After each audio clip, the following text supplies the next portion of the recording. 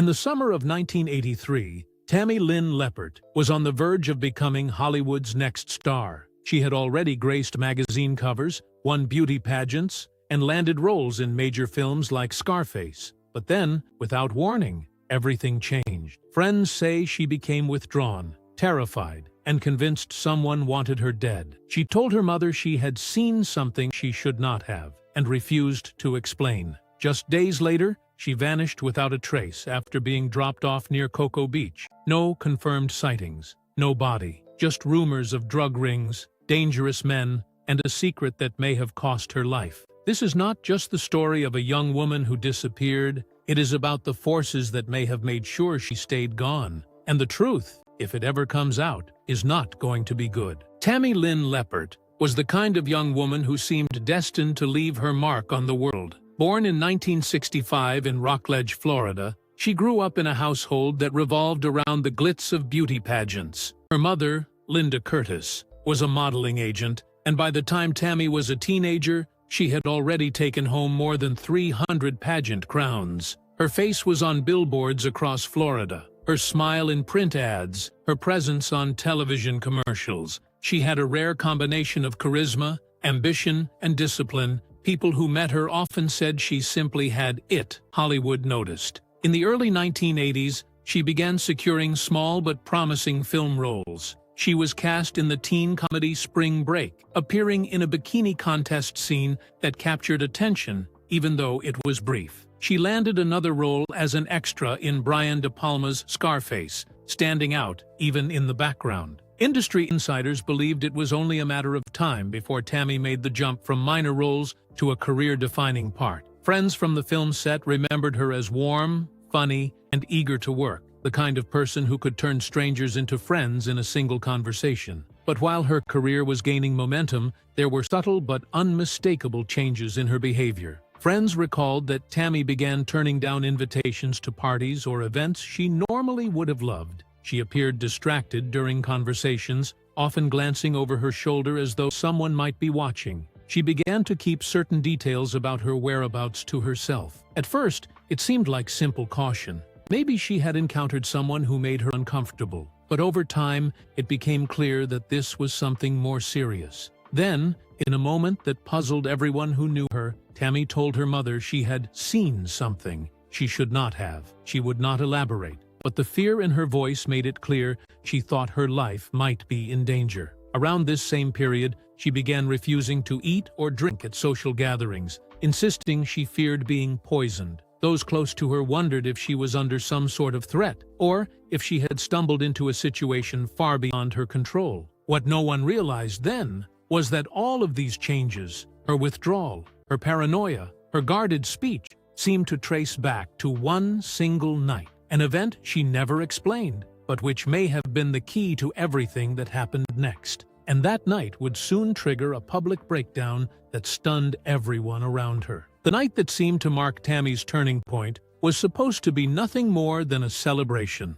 Spring Break, the teen comedy she had worked on, had wrapped filming, and she joined a group of friends for a post-production gathering. These were the kinds of events Tammy usually loved: music, laughter, a chance to mingle and talk about upcoming projects. But something about this night was different. No one who was there has ever been able to fully explain it, but everyone agreed that when Tammy came home, she was not the same. Gone was the buoyant, outgoing young woman who could light up a room with a single smile. In her place was someone noticeably quieter, almost withdrawn. She seemed distracted, as if replaying something in her head that she could not shake. She became tense in social settings, her eyes flicking toward doors and windows, her posture tightening when strangers came near. Even those who only knew her casually noticed the change. Her closest friends began to pick up on subtler details. She no longer went out alone unless absolutely necessary. She dodged questions about her work and began keeping her schedule to herself, avoiding specifics about where she was going or who she was meeting.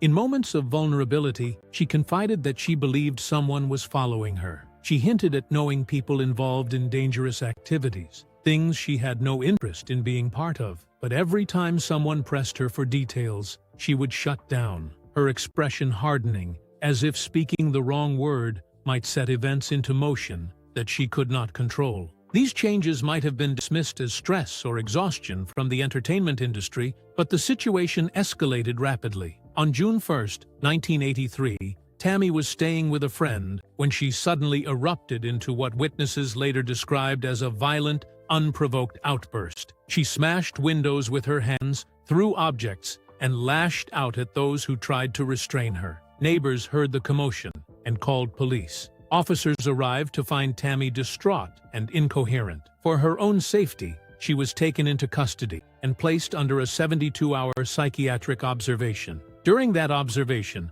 doctors tested her for drugs and alcohol. Nothing was found. There were no signs of substance abuse or a diagnosable mental health condition. Her mother, Linda, was adamant that this was not a random breakdown. To her, the cause was clear. Something or someone had terrified Tammy to the point that she was no longer herself. After her release, Tammy's paranoia deepened. She rarely left the house without someone accompanying her, and even then, she kept her distance from unfamiliar faces. She refused food or drinks she had not prepared herself, claiming she feared they could be tampered with. She checked behind her when walking, sometimes stopping abruptly to look over her shoulder. Friends who had once seen her as fearless now saw a young woman bracing herself for an inevitable danger. Yet no matter how many times her mother, friends, or colleagues asked her to explain, Tammy refused to say exactly what had triggered her fears. Whether it was loyalty, fear, or a calculated decision to protect others, she kept the secret to herself. And then,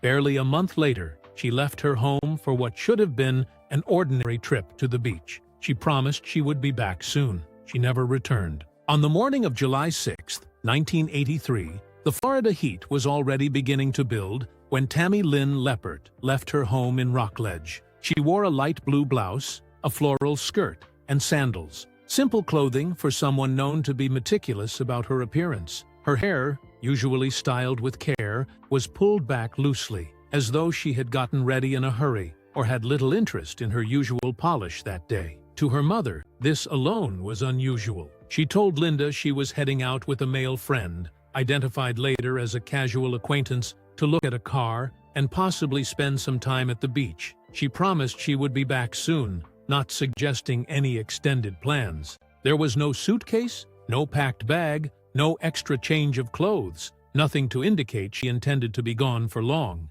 According to the man's later statement to police, the outing started without incident. They drove toward Cocoa Beach, but somewhere along the way, the mood shifted. He claimed that an argument broke out. The nature of that disagreement remains unclear. He never gave detailed specifics, but it was apparently enough for him to decide to end the trip. Around midday, he pulled into a parking lot near Cocoa Beach, not far from State Road A1A, and dropped her off. He insisted Tammy did not seem distraught or panicked, only quiet. A few reported sightings trickled in after that moment. One person claimed to have seen her walking alone along A1A. Another thought they saw her at a nearby convenience store. But none of these accounts could be confirmed, and no one came forward with proof.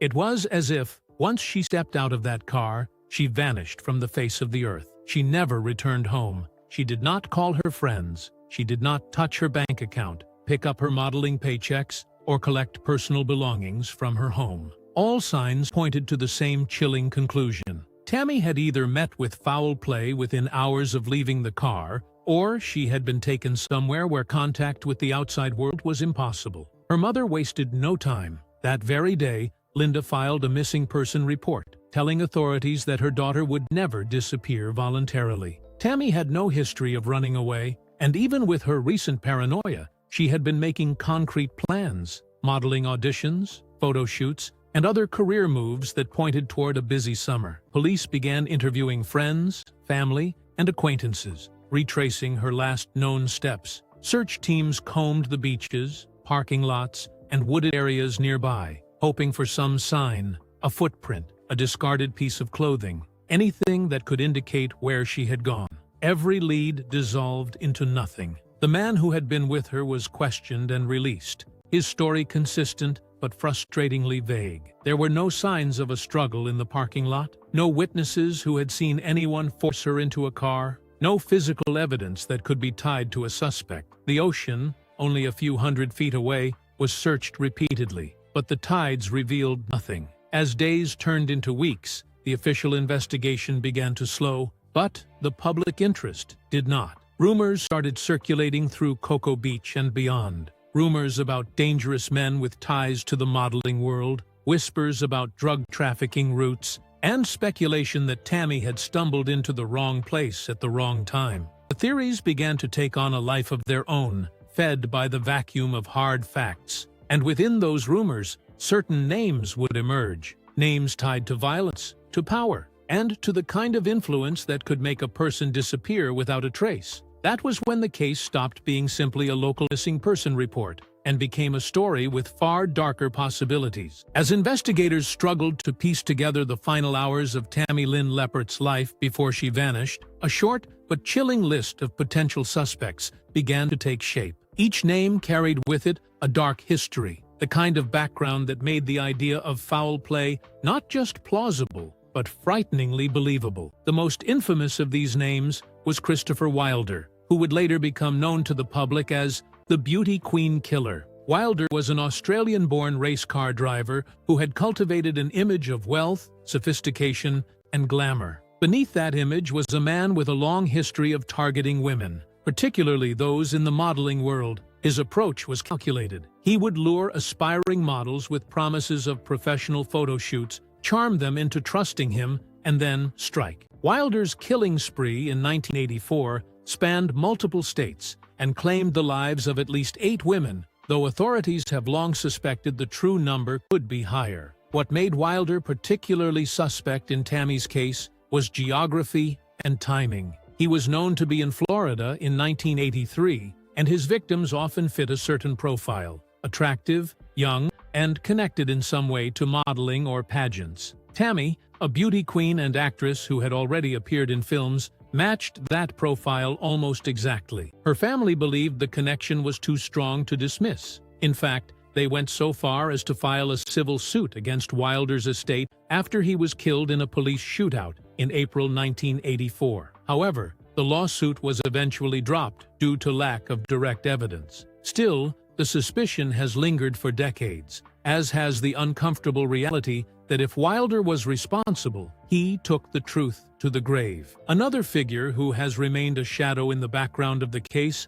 is John Crutchley, a man whose crimes were so depraved that he earned the nickname the Vampire Rapist. Crutchley was arrested in 1986 after a woman escaped from his home and told police he had abducted her, assaulted her, and drained her blood. He lived in Brevard County, the same area where Tammy disappeared, and was known to target young women. Investigators briefly considered him a person of interest, given his proximity to the crime and his violent history. But just like with Wilder, there was no physical evidence linking him to Tammy. Beyond these high-profile predators, there were darker, less publicized whispers. Cocoa Beach in the early 1980s was not just a tourist spot. It was a key point in Florida's booming drug trade. Smugglers used private docks, secluded beaches, and even small airstrips to move narcotics and launder money. It was a dangerous world, one where the wrong set of eyes on the wrong night could be a death sentence. Some locals speculated that Tammy had been at a party or gathering where she saw a drug deal, overheard incriminating conversations, or even witnessed an act of violence. Her cryptic admission to her mother that she had seen something she was not meant to see became far more sinister when framed against that backdrop. Despite these leads, law enforcement faced a frustrating reality. Every promising theory collapsed under the weight of missing evidence. Witness accounts contradicted each other. Suspects had alibis, however shaky. Searches turned up nothing. The case remained frozen in a state of speculation, unable to move forward, yet too unsettling to fade from public consciousness. In the absence of answers, the rumors took on a life of their own. Some believed Tammy had been silenced by a serial predator.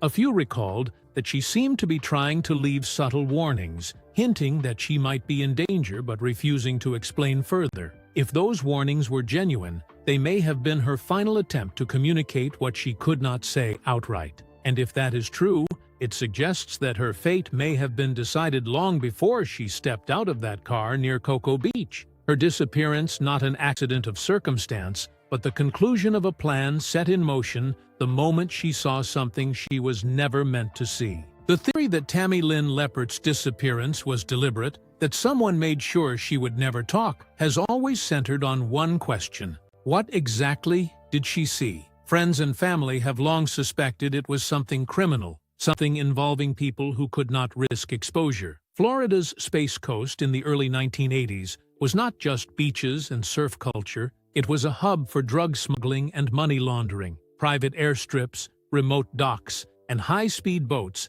made it easy for traffickers to operate in plain sight. Tammy's mother, Linda, believed her daughter had stumbled across evidence of these operations, perhaps at a party, perhaps on a film set, perhaps through a friend of a friend. No one knows for sure, but whatever she learned, it seemed enough to frighten her into changing her routines, cutting off certain acquaintances, and voicing fears of being poisoned. She stopped attending casting calls without explanation, and she avoided industry gatherings she had once enjoyed. Then came the unsettling phone calls. Not long after Tammy vanished, Linda received several anonymous calls from a woman claiming Tammy was alive and planning to become a nurse. The calls were vague, almost taunting, and no verifiable information came from them. Law enforcement traced one of the calls to a payphone, but the trail ended there. If they were meant to reassure, they had the opposite effect. They deepened the suspicion that someone was playing games, and that Tammy might still be under someone's control at that time.